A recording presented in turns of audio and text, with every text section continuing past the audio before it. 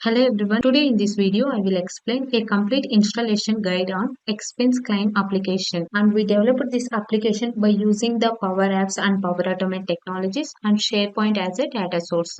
Now let's get into the video. So after downloading the solution you will get a package file like this. Just extract this one.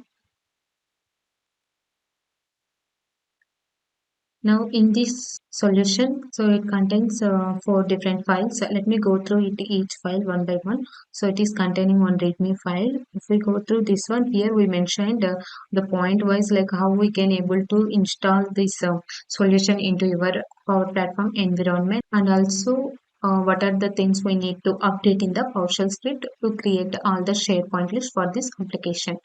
And then coming to this Excel file, in this Excel file we are storing all the SharePoint list details like internal name and display name along with the columns details, like it will contain all internal display name and data types and choices and the properties for each field.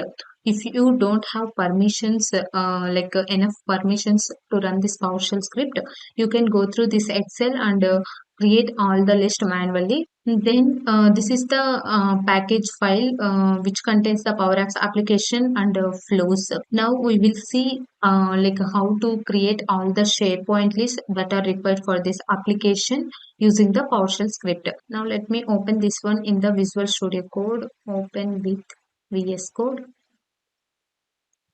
Click on open. Now in this PowerShell script, we need to update the first three variables, that is site URL, client ID and current user. So for the site URL, we need to mention the site URL like where you are going to create all the SharePoint lists. So I am going to provide my SharePoint site. So I have provided my client ID and current user email also. Now save the changes. So after saving the changes, run the app. And before that, let me explain like what this PowerShell script will do. It will create three different SharePoint list along with one document library. And also we are going to create all the columns for each SharePoint list. And for some of the list like admin options, we are going to add one default items also. If you want, you can change it later. Now let me run this PowerShell script. So when you click on this one, it will ask you to log in with the credentials. So I'm providing my credentials. Now you can see it is created the SharePoint list and adding all the columns into it. So one by one it will add. It will take some time to add all the list and along with the columns. At the end of this video, we will successfully import our solution into the environment. Now the file runs successfully. Let's check the SharePoint site. So before that, let me refresh it once. So here you can see it is created all the three SharePoint list along with the columns. And then this is the another list, expense borne by employee. Here also it is created all the columns, and then this is the admin options list. As I said previously, it is also adding one default item. You can change these values later. So as I said, current user we have provided, right? So that current user it is taking for this admin and finance team, HRS manager, HR team people, it is taking like this. You can provide your email address, then it will add your detail into this fields. And then three list, and then the document library, expense client PDF files also it is created. Since all the list and document libraries are created successfully, now let's see how to import the solution into the Power Apps environment. So in this Power Apps, you can see the solutions in the left navigation. Just click on this one, and here you can see the import solution. Just click on this one and then browse the folder. So when you go into this one, so this is the solution. Open this one and click on the next, and here you can able to see the details of that solution like name, solution name, type, publisher and the version and the patch, and make sure it is enabled and click on the next.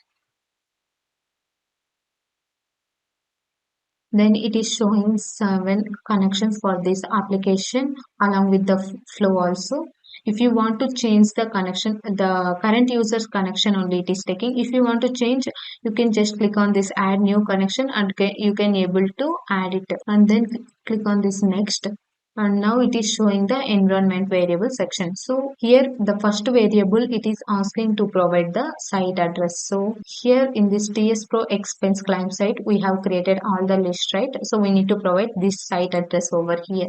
When you click on this drop down, it will only show over here. Just choose that one, and in the expense claim details, you just provide the same list name, and for admin options also, and then for the expense borne by employee. So after providing all the environment variables, just click on the import button. Now you can see it is currently importing that solution. It will take some time to import the solution. Just wait for some time. Also you can able to refresh it and then check it once. Go to this app section, you can able to see the expense claim details application, and if we go to the flow section, for this application we are using one flow only. The flow name is PS Pro expense claim approval process. So both the app and the flow is imported successfully. In the next video, I am going to explain the functionality of this application. You can just go through that video also. And in the description box below, I am just providing the link for the functionality video of this application. And thank you for watching this video.